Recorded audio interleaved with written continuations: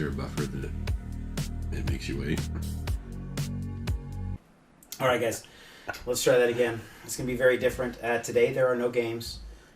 We have a special guest with us that is...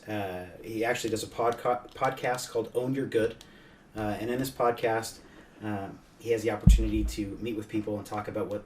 Well, I'll let him describe it to you, but just know that I'm very excited to have the opportunity to collaborate with him. And we're going to be doing a lot together over the course of the next little while here. So let me introduce Dave. Dave is with us. Dave, hey guys. Go ahead and introduce yourself. My name is Dave, and I teach high school English, but I think part of that, what I do, what that's for, is helping kids own their good. And that's the podcast, and I was excited to talk with Jack about this because I feel like what he's doing with this channel and everything is what that is, owning your good. And I'm excited about his message and what he's trying to accomplish for people, parents particularly, and we're going to try to tease out what that is over, hopefully, a few episodes, podcast and live streaming of Jack and the Xbox and his mission. So I'm excited. Yeah, me too. I think it's going to be, it's one of those things where I look at, when I started doing this, it was far less about just making a channel and a lot more about making an impact. And I think that's, I look at what you've done, and I've listened to you, quite a few of your podcasts. I'd say I'd listened to at least, honestly, like 2, 3, 4 of them. Yeah. Especially after you started putting them on YouTube. It just gave me the opportunity to listen to those a little bit easier. But I love it. Cool. So I'm excited. So I have to put all of them on YouTube then. Yeah. Checklist number 1. Put them all on YouTube. Exactly. I would love that. Cool. It just makes it easier, I think, for a lot of people, a lot of audience. So. Awesome. Sweet. So this is a live stream with Jack and the Xbox, but this is also an episode of the Own Your Good podcast. So you can find that anywhere that you listen to podcasts, but we'll also be putting it up on YouTube too. So I guess I will just roll with things, and then if you have anything you want to add, anything you want to backtrack on, questions, things like that, we can go. But basically, Own Your Good is about owning what you are good at and not being embarrassed by it and having a reason for doing it. And usually for people that's like photographers, they'll spend personal time investing in themselves in photography, or musicians, just all of the time they can think of is spent doing that thing. And I think when we talk about streaming and podcasting and those types of things, playing video games, people think that it is just playing video games. But I know that's not your message. So what is your big objective? What is it that you want to... We just lost a feed. Oh, no. Let's fix that real quick here. So with Owning Your Good, with Jack and the Xbox, so far you have been really good at producing content for people that has to do with what people are playing, what people are streaming. And one of the things that I love is how you have incorporated your family into it with some anonymity. So they get to participate in you streaming and producing content for your channel. And that's, I think, your mission, your message, and that's our goal, is to help you put that out there so that people can see it. So we've got it. Okay. Not that I need to be on camera. So I'm going to let you take a minute and talk about what it is, your big project, your big goal, what it is that this whole venture is about. Yeah, no, so let me describe first. I mean, the big thing for me, and here's where this all started for me personally, and where, I mean, this was 10 years ago, about that I kind of came up with the idea and the concept, and it was less about getting a chance to play video games, more about, I had an experience with a young man, and when I say young man, I mean he's probably about 10 years old. So my kids are right now they're 15 down to 2 tomorrow. And I was working with the Cub Scouts, and this kid had just played Modern Warfare 2, and I looked at this 10-year-old and I thought, you really shouldn't be playing that game.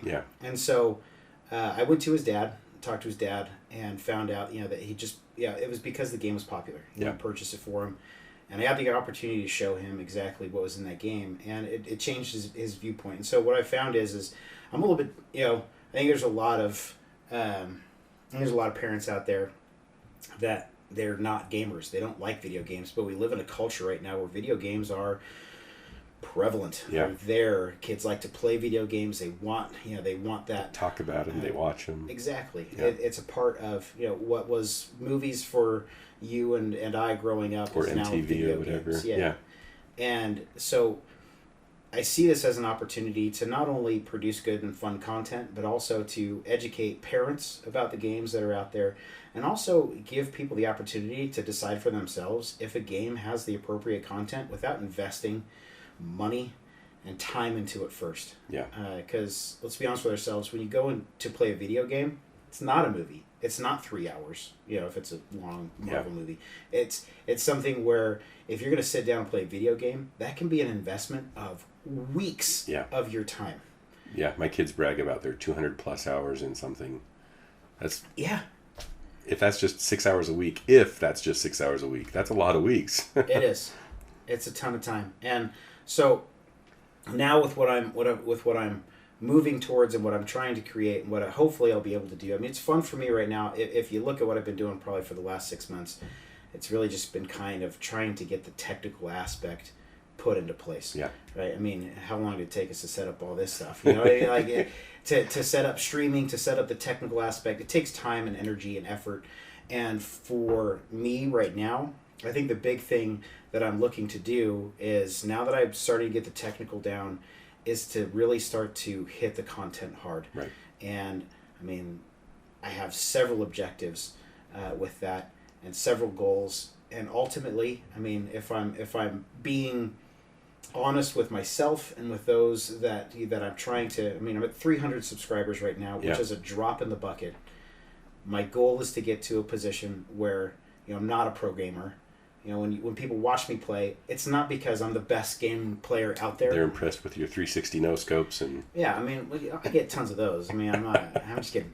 But it's one of those things where I want it to be more about the ability to get feedback, to have a community where we can discuss, is this game, how good is this game really? And to have the ability to have parents come to me and say, hey, look, my kid wants to get this game. Yeah. And I haven't seen a video out from you yet. Can you give maybe that be your next video, or can you give me some feedback on that game? That's what I want. And I want to be as big as some of the big names out there, but not because of fame and fortune, but because I think that there is a place for this, that we just haven't put together a community yet in the gaming community that cultivates this. Yeah. I think there's a lot of people out there that they are family gamers. They like family gaming, and they've put a lot of things out there to inform people about what content's in the games. But you need to cultivate a community where you can talk to others that are facing the same struggle, or they're looking for the same. They're looking for the same thing. Yeah. So you mentioned the very first realization as being that Cub Scout who wanted to play a game and Dad didn't know any better and got it for him. Have you had that experience with your own kids, or have you just been on top of it since then, knowing? I've had that experience with my kids. Here's the thing: there's a lot of games. Yeah. A lot of games, and I have several. I've had several times where my kids have come up to me and said, "Hey, we want to play this." Yeah. And my initial reaction is, well, what's the rating on it? Yeah. Right? I mean, that's where everyone goes first. That should be a fundamental understanding of what that means. If you're saying that this game is T, chances are maybe okay in most cases. Yeah.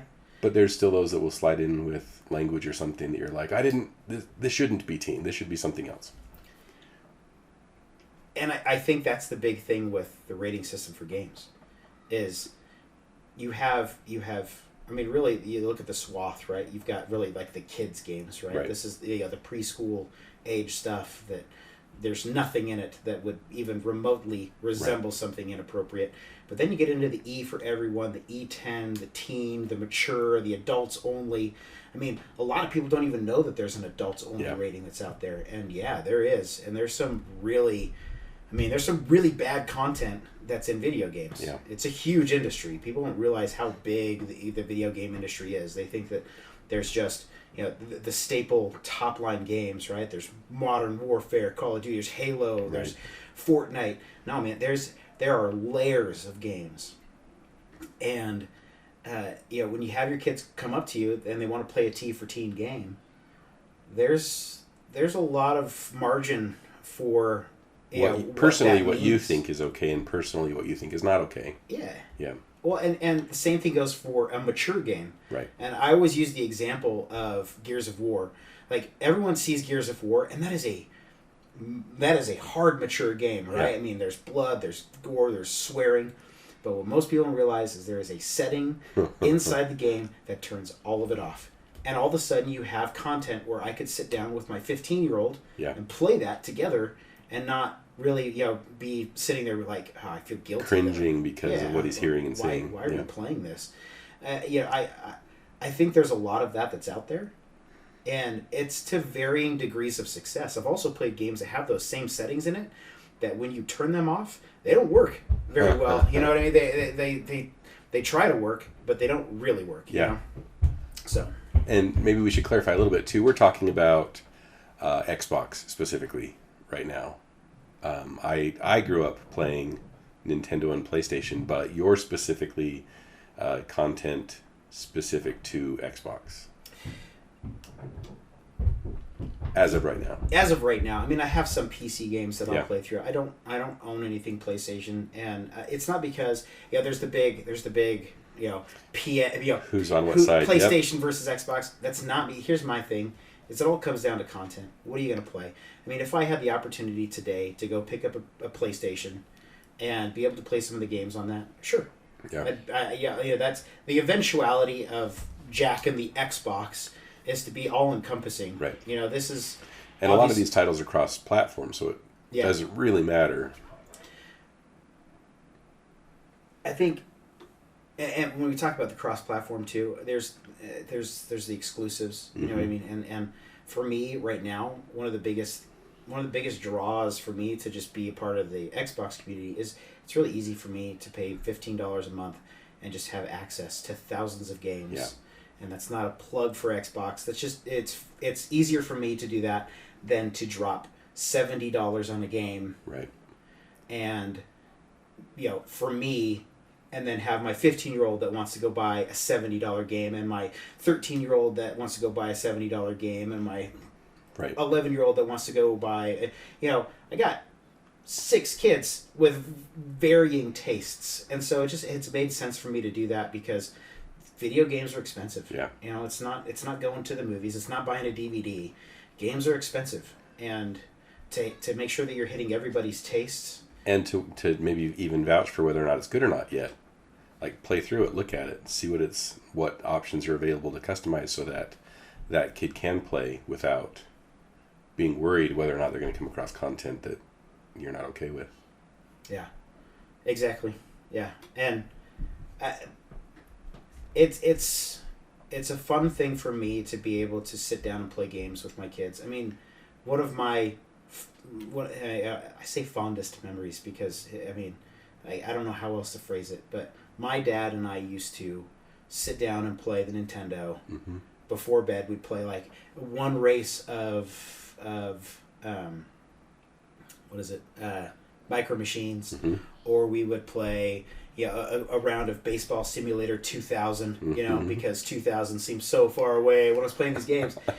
But we'd play these games together, and I loved it. I loved being able to sit down with my dad and play some games, and so it is something that I have really translated over with my kids. I love being able to sit down with my kids and play anything but Minecraft. Yeah. Because I don't get that game. Like, I want to. I really want to be able to be able to sit down and play Minecraft with them. It's just that's one game that I physically don't I just can't play. Yeah. But I like being able to play those games with my kids and have that experience together. Yeah. Yeah, that's one of the things that I've loved with it's like our camera. We're gonna have a good time figuring this out over these next few episodes. I know. So let's. For those that are listening, we've got video, and we've got a camera that keeps dropping. But that's okay. We'll figure it out. So on that, with playing with your kids, I love that you came up with this, not using your kids' names, giving them some privacy. They're minors, calling them by their birth order. So 001, 002, 003. I think that's epic. And you can tell that they cherish that time with Dad. They love being the one on the game, streaming with Dad, and it's our time, it's our game. I get to choose the game, and watching them laugh and giggle as much as you laugh and giggle is the best. And I think that's one of the cores that you need to hang on to with this thing is including them, because as a parent, we want to be involved with our kids, right? We want to experience the way that they experience things. We want to see how they see things. And these games, the way that you have chosen to do that is, I think it's cool. I think it's fun. Yeah, it all started out as, we as my wife and I looked at it, with putting them into a situation where they would be joining me playing the games. It was, there's a certain level of anonymity when you're looking at minors in a live broadcast situation. Yeah. And I wanted to make sure that we both felt good about the level of protection. But it's become a game. You know what I mean? And every now and again, I'll let a name slip and drop. Yeah. But they love, one of the things that, especially 003 and 004, they love it because they get in there. And I mean, that's their handle, right? They're 004. And you hear them start to call each other by those names. And it's just fun. It really, it's exhilarating and exciting. And it's, to your point, I mean, one of the things that I really enjoy doing is being able to sit down with them and stream some of these games that no one else is streaming. They're not. I mean, you look at the streaming market right now, and it's very saturated with. You've got your Call of Duties, you got your Apex, you've got your Fortnites, you got your whatever it's called. I just said it. The block one. Minecraft. That's how much. Yeah. But you have your streamers that really hit those, and then you have some peripherals around that, right? That they're streaming. Like when the lawn mowing one came out, and the truck drivers one. Lawn mowing, truck driving. One of my really good friends, Goliath, he likes to stream a lot of different car games, and so he'll do the long drive, and But anyway, so there's all these games that kind of saturate the market. It's fun every now and again to just throw a game up there that no one else is going to stream. Yeah. And because let's be honest, I mean, here's the thing. Like, my kids right now are big into Fortnite. They love Fortnite. Yeah. But when you get 4 of them together, that's not what they're playing.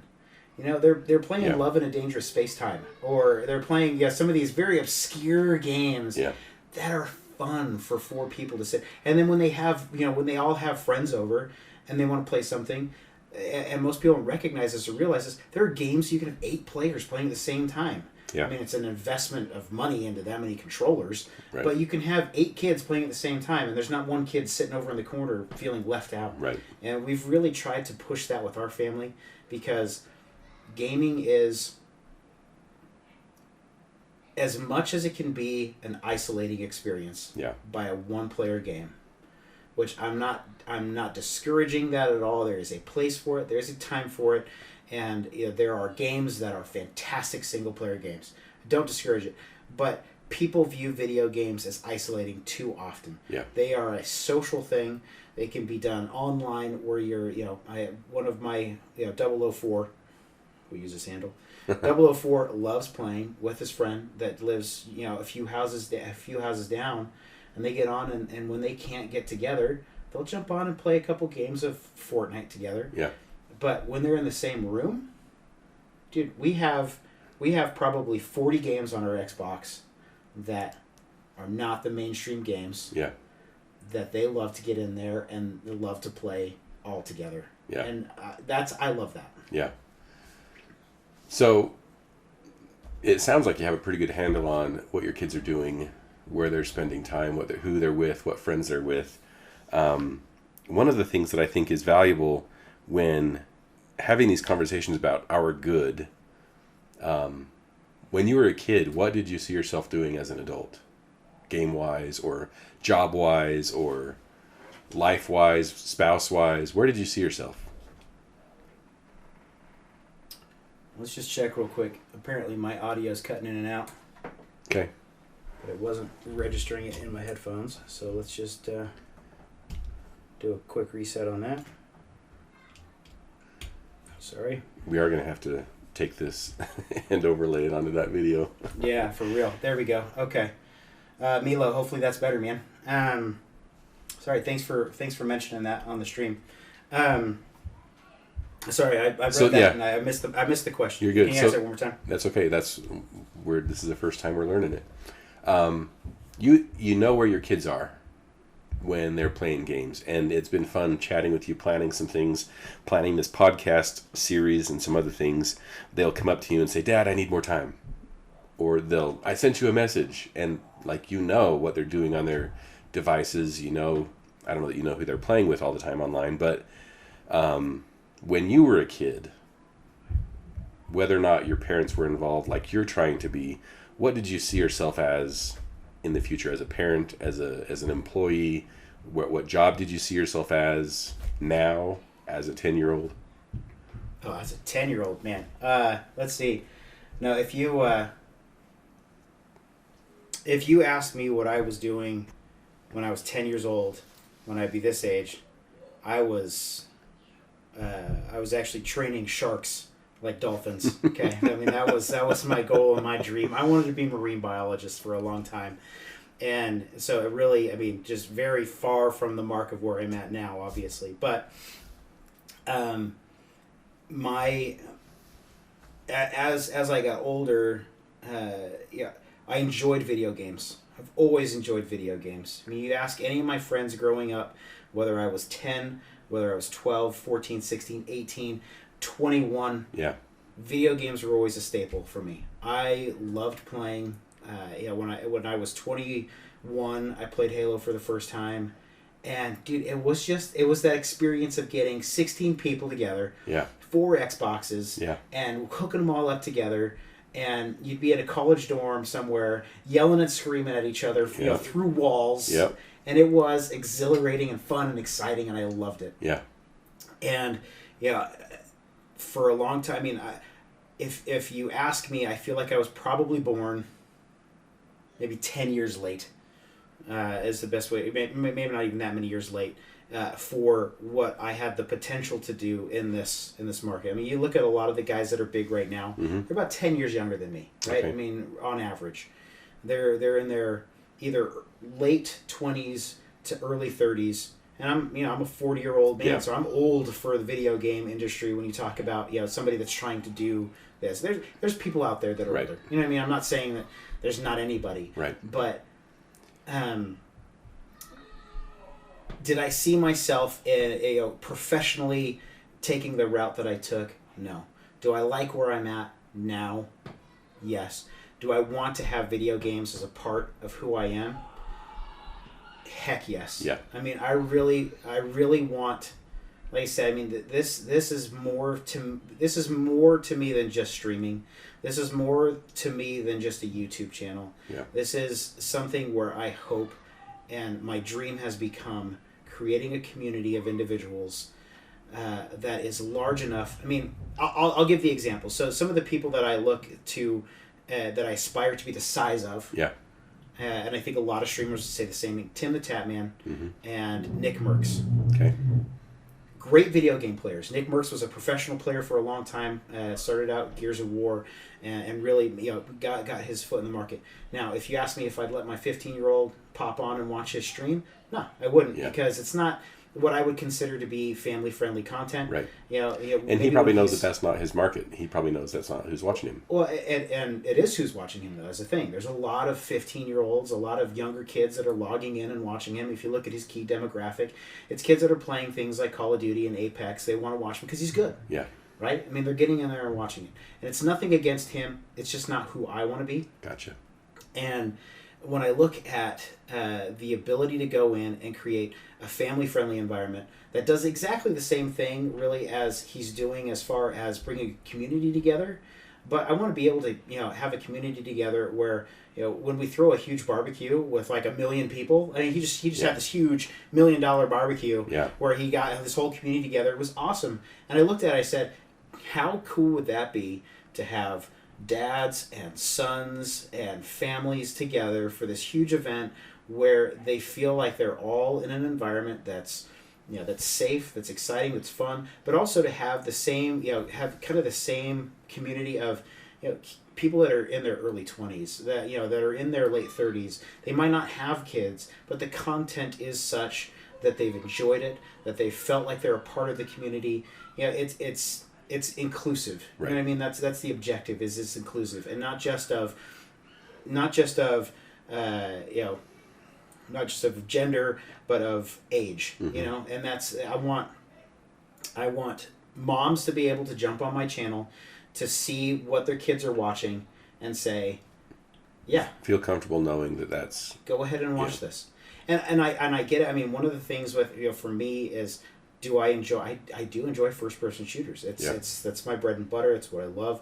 I love playing Halo, and I understand some parents aren't comfortable with that, and so that's one of the things that I recognize and realize is that not all of my streams are going to be appropriate for all ages when it comes to content.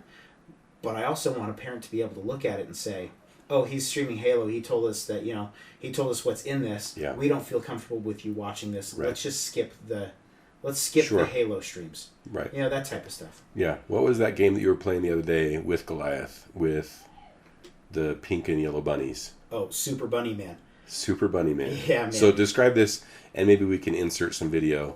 We don't have to fix my video. I'm okay being frozen on the screen. Oh, look at you. You're so handsome. Let's fix that real quick. So, Super Bunny Man, I'm watching this playback of this stream. It's a side-scroller, so pick your side-scroller, Mario or Sonic, going left to right. It's 2D. It's the funniest game. Yeah, so, this is exciting. Every time I got to click on this thing. So, it is it's a side scroller, so it is a PC game. It's not an Xbox game. Goliath came to me with that one, said, "Hey, I think this would be fun to stream," and I looked at it and I said, "Yeah, I have one issue with it, and it's a game where you look at the title, Super Bunny Man, and it feels very, kids are going to want to watch this." Well, I watched some videos of it. Immediately, the first thing I noticed is every time, so there's spikes in the game. Every time the bunnies fell on the spikes, blood everywhere. I was like, no, man, I'm not going to stream this if you can't turn that off. And so I went through the process of getting the game, firing it up, and checking to see if there were settings where I could turn that off. Yeah. Because I knew immediately, like my daughter was going to want to watch it. Yeah. It's Super Bunny Man, and so I got it fired up, and I was able to turn that off. And I'll tell you what, man, a very obscure game. Yeah. And I have never laughed that hard playing a video game in my entire life. Yeah. I was coughing. Maybe there's a new genre for adult men giggling playing video games. Yeah, maybe that's not the genre that I really want to fall into. Maybe that's not that's not something I want somebody to Google and find me. The founder of the beginning of giggling men playing video games. But I couldn't get enough of it. It was so fun. And it's interesting because here's the thing with when you look at streaming and you look at viewership, is that was probably one of the least watched streams that myself or Goliath has ever had. Right. And we'll see a spike after today. Hopefully, go watch it. I mean, seriously, it's hilarious. There's just so many pieces to it that were funny. But I mean, he's the one that introduced me to that, and it's fun to see. So when I talk about there being a community for this outside of just the family, so Goliath and his Gaming Evolved channel, he's not married. He doesn't have kids, but when he started streaming, and I actually I caught a glimpse of his channel, jumped into it, immediately noticed that this dude from Australia had clean content. Yeah. He wasn't swearing, and I'm thinking, this is an Australian guy, you know. I mean, not to be pigeonholing the Australians into swearing, but I mean, stereotypically speaking, I would expected to hear a few words here and there because I know some Australians, right? And as soon as I started talking to him, I realized, and I could tell, he wanted clean content on his channel, and I realized this is not just a market for moms and dads and kids under the age of 18. This is a community where people, they would like to not have to be subjected to just a barrage of swear words every time they log in to watch a live stream or every time they watch a video of somebody playing a video game. They would like clean content. To just enjoy the game and enjoy the person, Yeah, and so while I know that both of us are we're very similar in where we're at as far as growth goes, and our conversations, my reasoning is a little bit different than his. Sure. But ultimately, he's creating clean content that if my kids want to go on and watch some of his streams, yes. There's some things that are on there that on occasion I would say, hey, maybe don't watch these streams specifically. Sure. Yeah, and it has nothing to do with language, but there's other content. Sure. You know what I mean? There's other content to games. For those that are just listening on the podcast, we'll make sure that we have a link to Jack and the Xbox YouTube channel and to Gaming Evolved with Goliath on his YouTube channel, so you can see what we're talking about. I think that's killer. I think that's epic. Do you think that it is like that with other industries in the entertainment, like with movies and things? Do you think that there is a bigger market for more wholesome family films or music that people are sort of overlooking? I think that in a lot of cases, people misconstrue. Hopefully that's the word. I'm using big words because it doesn't sound cool. I think people misconstrue things being clean and wholesome with them having to be religious. Yeah. And that's not the case. You know what I mean? I feel like it's not about it being religious. It's about it being something that is still entertaining, still has all of the, an adult can enjoy it as well as a kid can enjoy it. I mean, look, best examples to me, I look at some of the comedians that are out there, like Jim Gaffigan and Brian Regan. Is their content 100% kid-oriented? Heck no. A lot of the jokes fall on deaf ears for that. Yeah. But do I feel comfortable sitting down with my kid and watching a Jim Gaffigan stand-up? Yes, I do. And going back to kind of the same concept with different industries, you look at those comedians and they're sold out. Yeah. I mean, you come to, obviously we live in Utah, and so there's a huge market for it here, but Jim Gaffigan and Brian Regan have to add new shows every time they come. Yeah. They leave a day or two pocket in because they know that they can add a couple of shows here because there's a bigger market for it. Yeah. And so do I feel like there's a bigger market for it? Yes.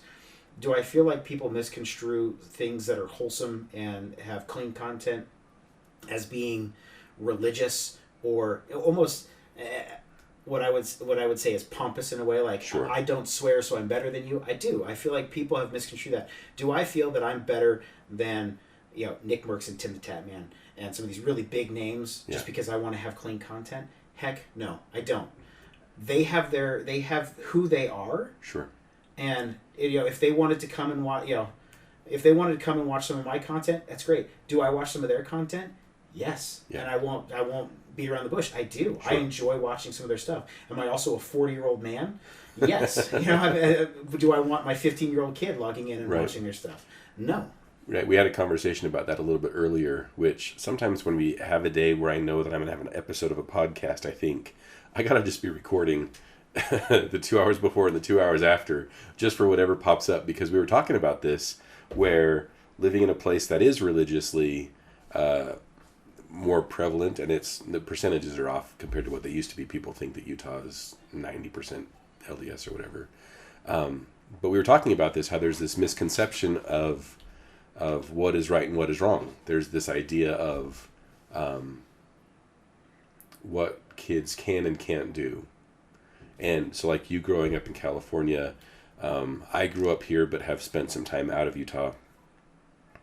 What we worry about and what we stress about is not the same as what parents in other places worry and stress about with their kids. You told me to put that on silent. I feel stupid. There we go. That's all right. Done. And so this is, I guess that was just my recap of, this isn't a judgment on anybody for anything. Yeah. Parenting is like the sloppiest, messiest job of, I don't know what I'm doing, and I don't know if I'm doing it right. I don't know if I've even made the right decision. I probably shouldn't have yelled that just now to my kids.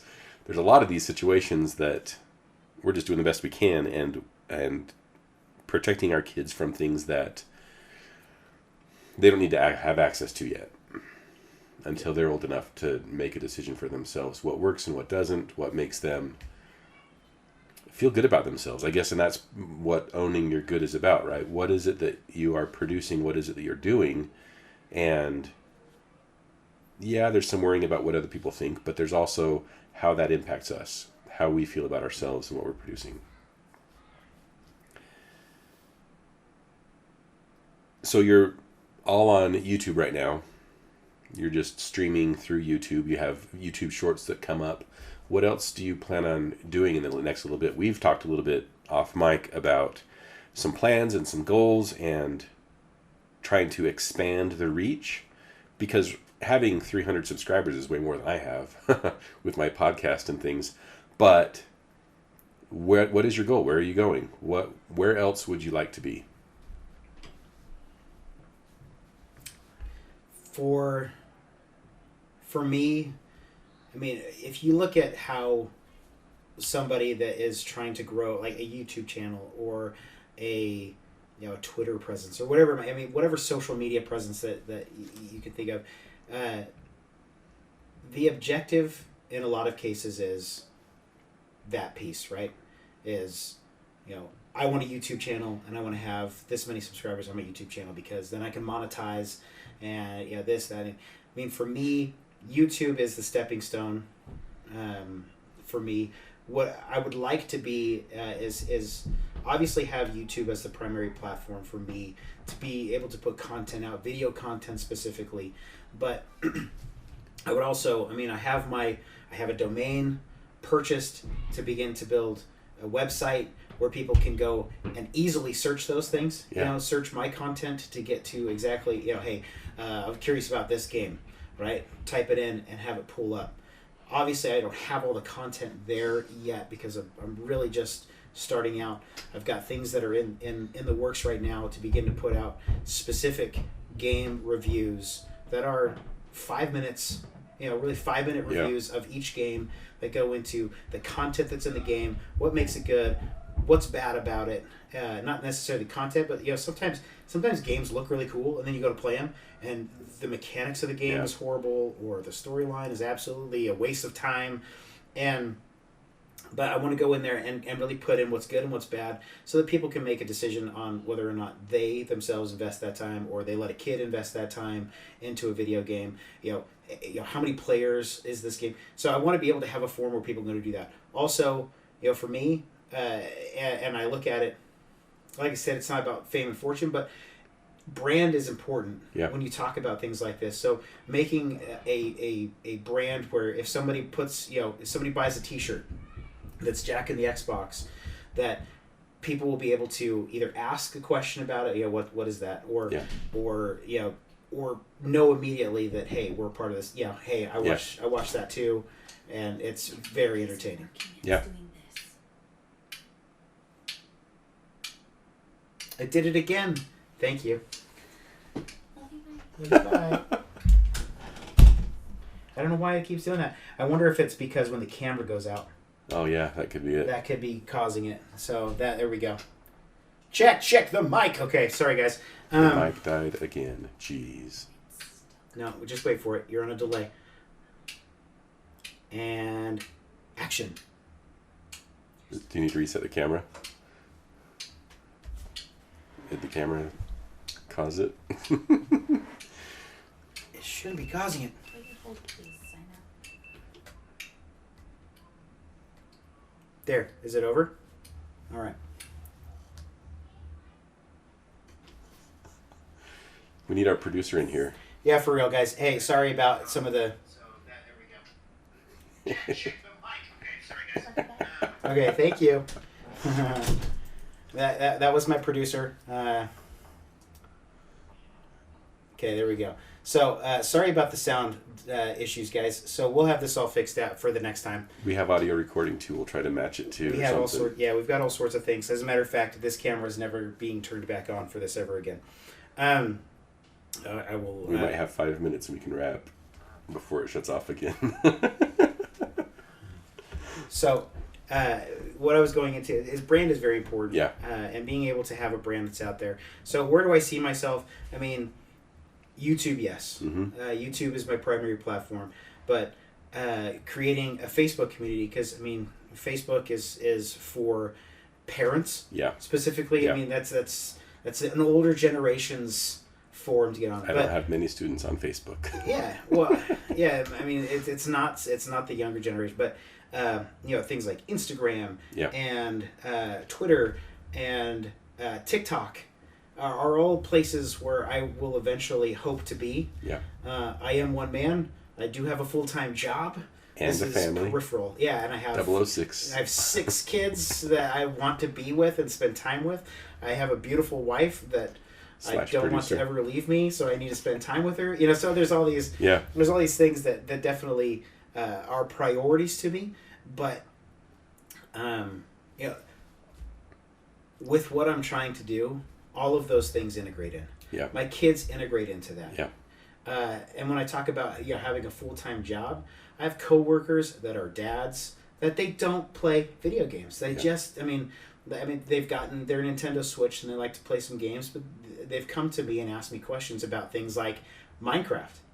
Minecraft to me, and I know I said I kind of gave it a tough time. Yeah. It's just because it's not my jam. It's right? a different style of game. Yeah. And so when I look at that game, it can do one of two things. It can be a complete one-player Mm-hmm. suck of time Mm-hmm. where, I mean, you could be in that game for hours and you can create beautiful things. Yep. And then, and go eat a peanut butter and jelly sandwich and, not have anything to show for it. Or what I love to see is when my 4 kids, or 4 of my kids, because I got more than that, when 4 of my kids get on there and they play it together, and you can watch, and you see, I like to sit back and watch as they look at a landscape and they determine how do we work as a team Yeah. to make something cool out of this. Yeah. Dude, it is so rewarding as a parent to see your kids plug into a video game, talk to each other, Mm-hmm. and create something. So for me, do I say that? Yeah, he came to me and was like, "What do you think about Minecraft?" That's my feelings about Minecraft. Do I Yeah. think it's a wonderful multiplayer game? Yes. Do I feel like if you're going to let a kid play it single player, that you should have the ability to look at it and say, "Hey, let's put some time limits on this"? Yes. And do I feel like it definitely fits? I mean, I have a son who's on the spectrum. Mm-hmm. It definitely fits into that category where kids that would want to sink a lot of time into a game, is it a good place for them and a safe place for them to sink that time? If that's where that's their safe spot? Yeah. Yeah. Yeah. I mean, it is. But if you have a kid that has a proclivity to just sit there and play for a long time, yeah, I mean, you really want to be able to monitor that. And so it's things like that to me that are rewarding, is to be able to see the kids play those games together. I don't know how I got started on that tangent, so No, I'm that's- very sorry. No, that's what I love about the podcasting and real conversations. They go in any direction based on what we're talking about. Just looking at my notes, it was goals and platforms and where you're going to be. So when people want to interact with you and they don't have time to be on YouTube, they can hopefully in the near future find you on Facebook or Instagram or TikTok for little nuggets of wisdom. That's the hope. Yep. As one more plug for something that we have going on as a family. So my wife just started a website for our family, and that's where kind of piggybacking off of that for my website. And so her Larson's Inklings website that she's got started up, she's given me the opportunity to do some of the creation on there, so that when it's time for me to start building my own site, that I know a little bit more about what's going on. And so I appreciate her being able to give me that opportunity. But it's fun to be able to collaborate as a family on some of these things. Yeah. And that is a piece of I never really saw myself as entrepreneurial until my wife really opened my eyes to that fact. I do want to make and create things. Is it scary for my personality type? Yes. Mm-hmm. It is. Like I worry very much so that I'm putting a lot of heart and soul into something that could potentially not hit the mark. Yeah. And it's a scary thing. And I think when you look at YouTube on the whole and you look at the success rate that's there, that's a very real and very prominent fear, is that if I invest my time in this, it could fail. And she has really, through her efforts, there's been probably 5 or 6 points where I've said, I can't do this. Yeah. I can't. And she's really called me back and said, you have to do this. Yeah. Yeah, that's one thing that in a lot of motivational speakers' worlds, they try to help you identify, like, if you have something to say, if there's something that you're trying to sell, and the sell, I think, has a bad connotation to it. We think salespeople are trying to push something on you. But if your goal is to improve people's lives or improve family relationships, whatever your why is, that has to be successful, however that comes to be. So it's finding the avenue to make it work. And I think you're on the right track doing that with YouTube and the videos, and including your family, and showing that something that has been seen as an alt generation thing, video games, like skateboarding, like MTV, right? It's all of these things that are scary to adults. You are trying to draw people together, and I think that's awesome. So this is the first episode. We've covered all that I wanted to cover. We've hit about the time limit of, not that there's a time limit, but about the hour mark. I have scheduled at least another 5 or 6 conversation episodes that we can have talking about this process. Are you comfortable with people seeing some of the back end of what you're doing and how you're going about it, and how you started and where you're trying to go and making decisions? Yeah, I mean, I think that'd be fun to be able to show. I mean, here's the thing, when you talk about starting up any of this. Yeah. I mean, my investment of funds has been significant. Yeah. And I don't even have look at all the problems we've had. Right. It's not all the best equipment, and so I think it'd be interesting to be able to go through and show people exactly what the process has been in putting these things together. And I mean, just really the struggle that right. It really is. It's not easy. One of the things that I'm trying to focus on this next summer when I get off of school is helping people figure out what their thing is that they want to produce, whether it is starting up a YouTube channel or a podcast, or pursuing being in a band, or whatever that is. Looking at, because people assume that you have the $5,000 camera on a tripod, and there's no $5,000 camera on a tripod. Yeah. No, that's definitely not a $5,000 camera that's looking at you right now. So our plan is to document this process. We're going to take a look behind the scenes. We're going to take a look at what ideas we started with, what technology we started with, what the goals have been and how they've evolved, and what's changed as we've gone along. So I'm excited to see how this over the next few months goes, documenting, recording, thought process and conversations and things. So Jack and the Xbox, thanks for letting me participate in an episode of your content streaming for the first time, and hopefully we can get some of these bugs worked out so that we can do it more frequently with less hiccup. No, I appreciate it. Thank you, because I think this is going to be fun, and I look forward to being able to go through the process, but also integrating some of, I mean, like you said, it'd be fun to integrate in and hear some of the other people that are going through this, like somebody like Goliath and Gaming Evolved, to see what he is going through as well, and being able to and have some of that with him as well. So the mic is still going, but the camera dropped. Okay, so maybe it's when I reset the camera. But this is real. This is what it is. So this we're is just the process. We're not going to reset the camera right now. But yeah, thank you for letting me be a part of Own Your Good, because I love your message, and like you said, with Own Your Good, it's more about.